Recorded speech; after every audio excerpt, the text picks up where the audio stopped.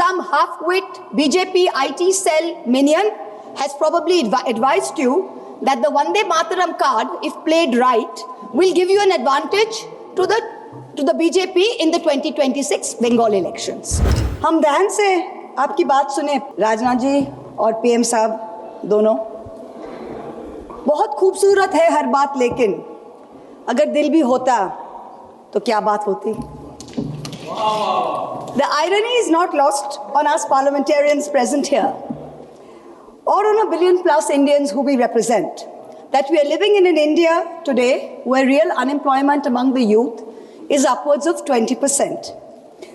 That we are choking in a national capital where AQI routine levels are over 800, when the centre is purposefully starving non-BJP states of their Manrega, their housing and their water dues, where millions of people are being subjected to a hurried, arbitrary process of mass disenfranchisement, when in session after session, we in the opposition are bullied, browbeaten and prevented from raising pressing issues of national importance, suddenly the government finds it so important, so necessary, so urgent to discuss the historical complexities of a song. What is even more ironic is the claim that the hate and divisiveness in today's India can be linked back to this song.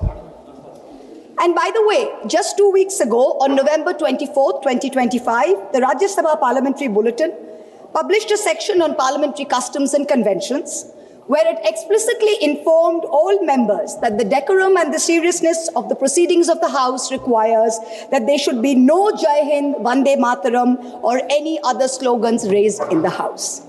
So Vande Mataram, in your view, as of last week, placed on record in a parliamentary bulletin as a slogan that was both indecorous and non-serious. And yet, you suddenly want to discuss it for 10 hours in this House. Why? I'll tell you why. Because no doubt, some half-wit BJP IT cell minion has probably advised you that the Vande Mataram card, if played right, will give you an advantage to the BJP in the 2026 Bengal elections.